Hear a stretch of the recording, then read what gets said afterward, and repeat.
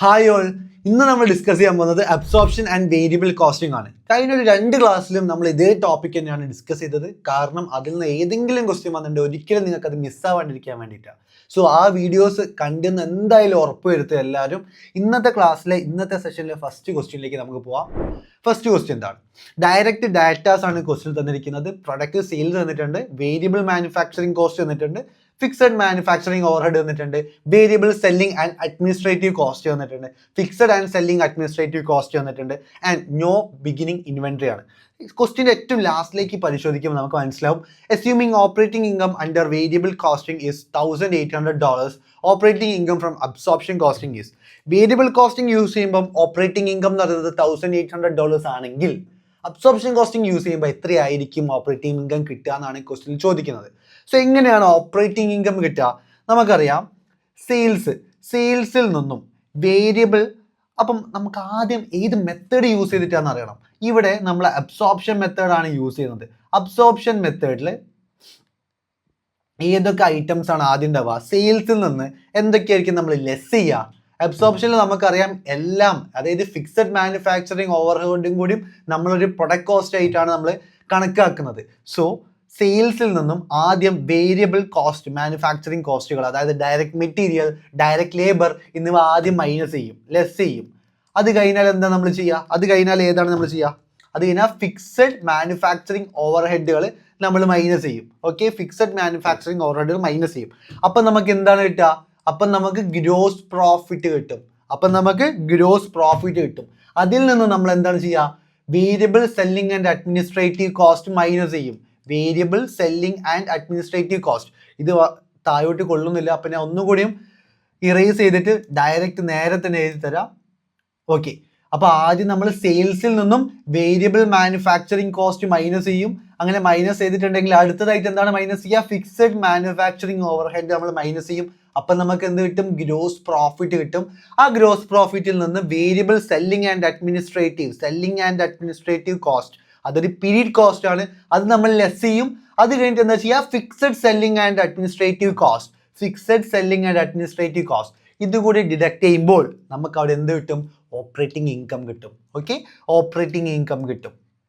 So നമുക്ക് തന്നിരിക്കുന്ന ക്വസ്റ്റ്യനിലെ amounts വെച്ചിട്ട് ഓപ്പറേറ്റിംഗ് ഇൻകം ഒന്ന് കണ്ടു നോക്കാം. ഓക്കെ, സെയിൽസിന്റെ എമൗണ്ട് ഇവിടെ എത്രയാണ്? പെർ യൂണിറ്റ് തന്നെ എടുക്കാം. സെയിൽസ് പെർ യൂണിറ്റ് എന്ന് പറയുന്നത് 10 ആണ് അല്ലേ? 10 ആണ്. അതിൽ നിന്നും വേരിയബിൾ മാനുഫാക്ചറിങ് ഓവർഹെഡ് എന്ന് പറഞ്ഞിട്ടുണ്ടെങ്കിൽ $5.5 പെർ യൂണിറ്റ് ആണ്. സോ 10ൽ നിന്നും നമ്മൾ എത്രയാണ് മൈനസ് ചെയ്യേണ്ടത്?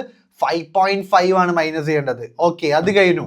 ഫിക്സഡ് മാനുഫാക്ചറിങ് ഓവർഹെഡ് ആയിട്ട് എത്രയാണുള്ളത്? ഫിക്സഡ് മാനുഫാക്ചറിങ് ഓവർഹെഡ് ആയിട്ട് ഇവിടെ തന്നിരിക്കുന്നത് $1,300 ആണ്. അത് എത്ര യൂണിറ്റ്സ് പ്രൊഡ്യൂസ് ചെയ്യാനാണ് 1300 യൂണിറ്റ്സ് ആയിട്ടുള്ളത്? ഇവിടെ ക്വസ്റ്റ്യനിൽ നോക്കാം. യൂണിറ്റ്സ് പ്രൊഡ്യൂസ്ഡ് $1,300 1300 യൂണിറ്റ്സ് പ്രൊഡ്യൂസ് ചെയ്യാനായിട്ടാണ് ആയിരിക്കുന്നത്. അപ്പോൾ ഒരു യൂണിറ്റ് പ്രൊഡ്യൂസ് ചെയ്യാൻ എത്രയാണ് ഫിക്സഡ് മാനുഫാക്ചറിങ് ഓവർഹെഡ് വരുന്നത്? $1,300 divided by 1300 units, that is $1 per unit. ഒരു യൂണിറ്റ് പ്രൊഡ്യൂസ് ചെയ്യാനായിട്ട് ഫിക്സഡ് മാനുഫാക്ചറിങ് കോസ്റ്റ് വരുന്നത് $1 ആണ്. അങ്ങനെ എത്ര യൂണിറ്റ്സ് ആണ് നമ്മൾ ഇവിടെ സെല് ചെയ്യുന്നത്? 1000 യൂണിറ്റ്സ് അല്ലേ ഇവിടെ സെല് ചെയ്യുന്നത്. ഓക്കെ, അപ്പോൾ ഒരു യൂണിറ്റിന് $1 ആണ് ഫിക്സഡ് മാനുഫാക്ചറിങ് കോസ്റ്റ് വരുന്നത്. ഇത് 3 മൈനസ് ചെയ്യുമ്പോൾ നമുക്ക് ഗ്രോസ് പ്രോഫിറ്റ് കിട്ടില്ലേ? എത്രയാണ് ഗ്രോസ് പ്രോഫിറ്റ്? നമുക്കൊന്ന് കാൽക്കുലേറ്റ് ചെയ്യാം. 10 മൈനസ് 5.5 മൈനസ് 1, ദാറ്റ് ഈസ് 3.5 ആണ് ഇവിടെ ഗ്രോസ് പ്രോഫിറ്റ് ആയിട്ട് കിട്ടുന്നത്. 3.5. ഓക്കെ, അതിൽ നിന്നും 3.5ൽ നിന്നും എത്രയാണ് നോക്കിയ ക്വസ്റ്റ്യനിലേക്ക്? Variable selling and administrative cost എത്രയാ? 0.5 പെർ യൂണിറ്റ് ആണ്. ഓക്കെ, അതിൽ നിന്നും 0.5 നമ്മൾ ലെസ് ചെയ്തു. അപ്പൊ നമുക്ക് എത്ര കിട്ടി? 0.5 ലെസ് ചെയ്താൽ എത്ര കിട്ടി? 3 കിട്ടിയില്ലേ? ഓക്കെ, 3 കിട്ടി. അടുത്തതായിട്ട് fixed selling and administrative cost എന്ന് പറഞ്ഞിട്ട് യൂണിറ്റിലല്ല തന്നിരിക്കുന്നത്, ഡയറക്ട്ലി 1000 യൂണിറ്റ്സ് പ്രൊഡ്യൂസ് ചെയ്യാൻ എത്രയാണോ ആയത് അതാണ് തന്നത് ക്വസ്റ്റ്യനിൽ. ഡയറക്ട്ലി 1000 എന്നാണ് തന്നിരിക്കുന്നത്. സോ നമുക്ക് എന്ത് ചെയ്യാം? ഇതുവരെ കണ്ടതൊക്കെ യൂണിറ്റ്സിലല്ലേ, അതിനെ നമുക്ക് ഡയറക്ട്ലി എമൗണ്ടിലേക്ക് മാറ്റിക്കാളാം. Okay, into 1000 is equal to 3000 കിട്ടി. ആ 3000ൽ നിന്നും മൈനസ് എത്രയാണ് വരുന്നത്? മൈനസ് 1000. ദാറ്റ് ഈസ് എത്ര കിട്ടി? 2000 ഡോളേഴ്സ് ആണ് നമ്മളുടെ ഓപ്പറേറ്റിംഗ് ഇൻകം എന്ന് പറഞ്ഞിട്ടുണ്ടെങ്കിൽ. ഓപ്പറേറ്റിംഗ് ഇൻകം എന്ന് പറഞ്ഞാൽ എത്രയാണ്? ഓപ്പറേറ്റിംഗ് പ്രോഫിറ്റ് എന്ന് പറഞ്ഞാൽ എത്രയാണ്? $2000 ആണ്. എങ്ങനെയാണ് അത് കിട്ടിയത്? ഇത് ആർക്കെങ്കിലും കൺഫ്യൂഷൻ ഉണ്ടോ? ഇവിടെ 1000 ഇൻറ്റു മൾട്ടിപ്ലൈ ചെയ്തപ്പം കറക്റ്റ് പറയുന്നുണ്ടെങ്കിൽ ഇവിടെയൊക്കെ നമ്മൾ 1000 ആയിട്ട് മൾട്ടിപ്ലൈ ചെയ്യേണ്ടതാണ്. ഓക്കെ, ഇവിടെയൊക്കെ 1000 ആയിട്ട് മൾട്ടിപ്ലൈ ചെയ്യേണ്ടതാണ്. അപ്പം നമുക്ക് വെറുതെ എഴുതി വെക്കാം 10 into 1000 that is 10,000. Okay, 5.5 into 1000 എത്രയാണ് വരുന്നത്? 5.5 ഇൻറ്റു 1000 എന്ന് പറയുമ്പോൾ 550 വരും അല്ലേ? 550 വരും. ഓക്കെ, 550 അല്ല 5500 വരും. 1 ഇൻറ്റു 1000 ദാറ്റ് ഈസ് 1000. ഓക്കെ, അപ്പം നമ്മൾ എന്താ ചെയ്യുക? ഈ സെയിൽസിൽ നിന്നും വേരിയബിൾ മാനുഫാക്ചറിങ് കോസ്റ്റും ഫിക്സഡ് മാനുഫാക്ചറിങ് ഓവർ ഹെഡും ലെസ് ചെയ്യുമ്പോൾ എത്രയാണ് കിട്ടുക? 10,000 മൈനസ് 5500 മൈനസ് 1000. അപ്പോൾ എത്ര കിട്ടും?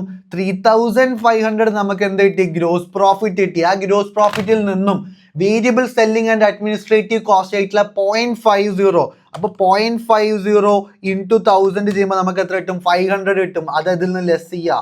ഓക്കെ, ലെസ് ചെയ്തു. അത് കഴിഞ്ഞിട്ട് എത്രയുള്ളത്? Fixed selling and administrative cost that is $1000. അതും അതിൽ നിന്ന് ലെസ് ചെയ്തു. അപ്പം 3500 നിന്ന് 1500 ലെസ് ചെയ്യുമ്പോൾ നമുക്ക് എത്ര കിട്ടും? 2000 തന്നെ കിട്ടില്ലേ ഓപ്പറേറ്റിംഗ് പ്രോഫിറ്റ് ആയിട്ട്? അത് തന്നെയല്ലേ ഞാൻ ഇപ്പോഴത്തെ സൈഡിലും എഴുതിയത്. ഇവിടെ നമ്മൾ പെർ യൂണിറ്റ് വെച്ചിട്ട് കാൽക്കുലേറ്റ് ചെയ്തു. അടുത്ത സൈഡിൽ നമ്മൾ എന്ത് ചെയ്തു? ടോട്ടൽ എമൗണ്ടിന്റെ വാല്യൂ തന്നെ എടുത്തിട്ട് കാൽക്കുലേറ്റ് ചെയ്തു. രണ്ട് മെത്തേഡ് നിങ്ങൾക്ക് യൂസ് ചെയ്യാൻ പറ്റുന്നതാണ്. രണ്ട് മെത്തേഡിൽ നിങ്ങൾ ആൻസർ ചെയ്തു നോക്കുക. നിങ്ങൾക്ക് സ്യൂട്ടബിൾ ആയിട്ട് തോന്നുന്ന മെത്തേഡ് നിങ്ങൾ ഓപ്റ്റ് ചെയ്യുക. ഓക്കെ, ഈ ഒരു ക്വസ്റ്റ്യൻ ഞാനിപ്പോൾ ഇവിടെ കഴിഞ്ഞു. ഇനി നെക്സ്റ്റ് ക്വസ്റ്റ്യനിലേക്ക് മൂവ് ചെയ്യുക. ബട്ട് ഈ ഒരു ക്വസ്റ്റ്യനിൽ എന്തെങ്കിലും ഡൗട്ട് ഉണ്ടെങ്കിൽ അത് ചോദിക്കാൻ മറക്കരുത്. അത് കമന്റ് ബോക്സിൽ എന്തായാലും ചോദിക്കുക. കാരണം ഇന്ന് അത് ഡൗട്ടായിട്ട് വെച്ചിട്ടുണ്ടെങ്കിൽ ഭാവിയിലേക്ക് അത് നിങ്ങളെ ഒരു പോയിന്റിൽ എത്തിയാൽ നിങ്ങൾക്ക് അതിനപ്പുറത്തേക്ക് പഠിക്കാൻ വേണ്ടി പറ്റില്ല. അപ്പോൾ ഇപ്പോൾ ഉള്ള ഡൗട്ട് ഇപ്പം തന്നെ ക്ലിയർ ചെയ്ത് പോവുക. എന്തായാലും കമന്റ് ബോക്സിൽ നിങ്ങളുടെ ഡൗട്ട് എന്ന് അറിയട്ടെ. അത് തീർത്തു കൊടുക്കാൻ എനിക്ക് അത്രയും സന്തോഷമുള്ളൂ. അടുത്ത ക്വസ്റ്റ്യനിലേക്ക് നമുക്ക് പോവാം. ഓക്കെ, അടുത്ത ക്വസ്റ്റ്യൻ എന്ന് പറയുന്നത് സെയിം ക്വസ്റ്റ്യൻ തന്നെയാണ്. ബട്ട് ഇതിൻ്റെ അകത്ത് assume operating income under. Okay, ഇവിടെ ഈ അസ്യൂമിംഗ് ഒന്ന് മാറ്റിക്കാള്. നമ്മൾ കണ്ടുപിടിക്കേണ്ടത് operating income under variable costing. തൊട്ട് മുന്നത്തെ ക്വസ്റ്റ്യനിൽ നമ്മൾ അബ്സോർപ്ഷൻ കോസ്റ്റിംഗ് മെത്തേഡ് യൂസ് ചെയ്തിട്ടാണ് variable costing operating income calculate ചെയ്തതെങ്കിൽ ഈ ഒരു ക്വസ്റ്റ്യനിൽ വേരിയബിൾ കോസ്റ്റിംഗ് മെത്തേഡ് യൂസ് ചെയ്തിട്ടാണ് ഓപ്പറേറ്റിംഗ് പ്രോഫിറ്റ് കാൽക്കുലേറ്റ് ചെയ്യാൻ വേണ്ടി നമ്മളോട് പറയുന്നത്. സോ നമുക്ക് എന്തായാലും അറിഞ്ഞിരിക്കേണ്ടത് എന്തൊക്കെയാണ്? വേരിയബിൾ കോസ്റ്റിംഗ് മെത്തേഡിൽ എങ്ങനെയാണ് ഓപ്പറേറ്റിംഗ് പ്രോഫിറ്റ് കാൽക്കുലേറ്റ് ചെയ്യുക? ആദ്യം എങ്ങനെയാണ്? സെയിൽസിൽ നിന്ന്. അപ്പം നമുക്ക് ആദ്യം ഒരു ക്വസ്റ്റ്യൻ വരുമല്ലോ, വേരിയബിൾ കോസ്റ്റിംഗിൽ എന്തൊക്കെയാണ് പ്രൊഡക്റ്റ് കോസ്റ്റ് ആയിട്ട് യൂസ് ചെയ്യുന്നത്? പ്രൊഡക്റ്റ് കോസ്റ്റ് ആയിട്ട് എന്തൊക്കെയാണുള്ളത്? എന്തൊക്കെയാണ് ഉണ്ടാവുക? Direct material, direct labour, variable manufacturing overhead. ഈ ഒരു 3 കാര്യങ്ങൾ മാത്രമേ നമ്മൾ പ്രൊഡക്റ്റ് കോസ്റ്റ് ആയിട്ട് കണക്കാക്കുള്ളൂ. അപ്പോൾ സെയിൽസിൻ്റെ എമൗണ്ട് എത്രയാണ്? 10 ആണല്ലേ? അതിൽ നിന്നും വേരിയബിൾ മാനുഫാക്ചറിങ് കോസ്റ്റ്, അതായത് ഡയറക്റ്റ് മെറ്റീരിയൽ, ഡയറക്റ്റ് ലേബർ എത്രയാണ് വരുന്നത്? 5.5 അല്ലേ? 5.5 ആണ് വരുന്നത്. അപ്പം ഇത് മൈനസ് ചെയ്താൽ നമുക്ക് കിട്ടുന്നതാണ് കോൺട്രിബ്യൂഷൻ മാർജിൻ എന്ന് പറയുന്നത്. 10ൽ നിന്നും 5.5 മൈനസ് ചെയ്താൽ നമുക്കറിയാം 4.5 ആണല്ലേ? 4.5 ആണ് ഇവിടെ കോൺട്രിബ്യൂഷൻ മാർജിൻ വരുന്നത്. ഓക്കെ, അപ്പം നമുക്ക് ജസ്റ്റ് ഒന്ന് മൾട്ടിപ്ലൈ ചെയ്ത് കൊടുക്കാം. 4.5 ഇൻറ്റു 1000 ഏത് സ്റ്റേജിൽ നിന്നും നമുക്ക് മൾട്ടിപ്ലൈ ചെയ്താൽ മതി. അപ്പം നമുക്ക് എന്ത് കിട്ടും? ഡയറക്റ്റ് ഫിഗേഴ്സിലേക്ക് കിട്ടും. അപ്പോൾ 4.5 ഇൻറ്റു 1000 എന്ന് പറഞ്ഞിട്ടുണ്ടെങ്കിൽ 4500 ആണ് നമുക്ക് കോൺട്രിബ്യൂഷൻ മാർജിൻ വന്നിട്ടുള്ളത്. ഞാൻ എന്തുകൊണ്ടാണ് 1000 എടുത്തത്? ഇവിടെ 1000 യൂണിറ്റ്സ് ആണ് നമ്മൾ സെല്ല് ചെയ്യുന്നത്. ഓക്കെ, പ്രൊഡക്റ്റിന്റെ സെയിൽസ് എന്ന് പറഞ്ഞിട്ടുണ്ടെങ്കിൽ 1000 യൂണിറ്റ്സ് ആണ്. അതിൽ നിന്നും അടുത്തത് എന്താണ്? ഫിക്സഡ് മാനുഫാക്ചറിങ് ഓവർഹെഡ് ആണ്. ഇതൊരു പീരീഡ് കോസ്റ്റ് ആയിട്ടാണ് വേരിയബിൾ കോസ്റ്റിംഗിൽ നമ്മൾ കണക്കാക്കുന്നത്. അതുകൊണ്ട് തന്നെ കോൺട്രിബ്യൂഷൻ മാർജിൻ കഴിഞ്ഞതിന് ശേഷമാണ് നമ്മൾ ഫിക്സഡ് മാനുഫാക്ചറിങ് ഓവർഹെഡിന് ഇൻക്ലൂഡ് ചെയ്യുന്നത്. എത്രയാണ്? 1000 എത്രയാണ് വരുന്നത്? 1300 അല്ലേ വരുന്നത്? ഡയറക്ട്ലി 1300 മൈനസ് ചെയ്തു. ഓക്കെ, നെക്സ്റ്റ് എന്താണ് മൈനസ് ചെയ്യേണ്ടത്? Variable selling and administrative cost എത്രയാണ്? 0.50. എത്രയാണ്? 0.50 ഇൻറ്റു 1000 എന്ന് പറയുന്നത് 500 ആണ്. 500. അടുത്തത് എന്താണ്?